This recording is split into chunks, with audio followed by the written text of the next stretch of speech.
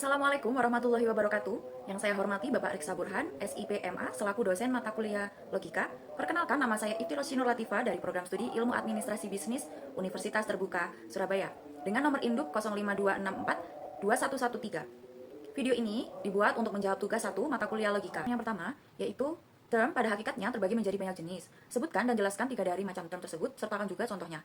Term memiliki pengertian, yaitu sebuah ungkapan pengertian dalam bentuk kata atau istilah, baik berupa istilah-istilah dalam bahasa buatan maupun kata-kata biasa dalam bahasa sehari-hari.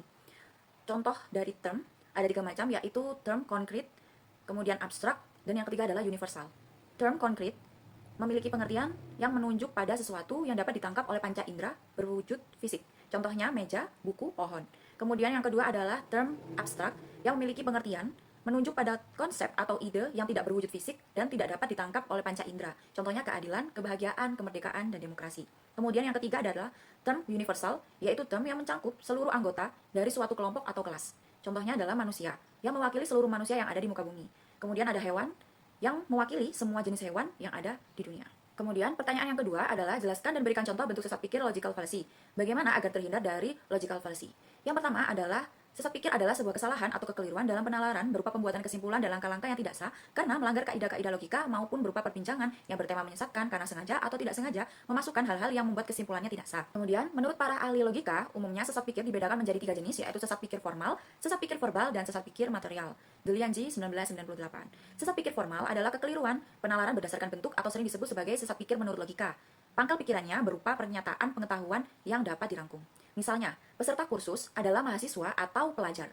Dan ternyata pelajar yang melakukan kursus, berarti dia bukan mahasiswa, namun seorang pelajar.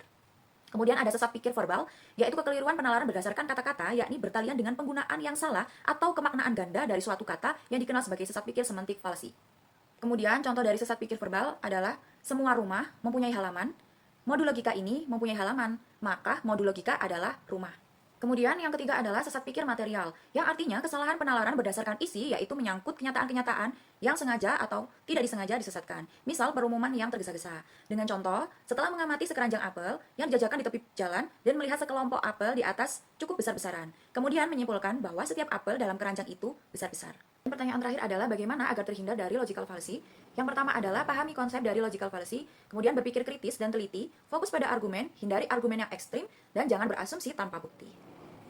Baik, terima kasih. Itu saja yang dapat saya sampaikan. Kurang lebihnya saya mohon maaf apabila ada kekurangan.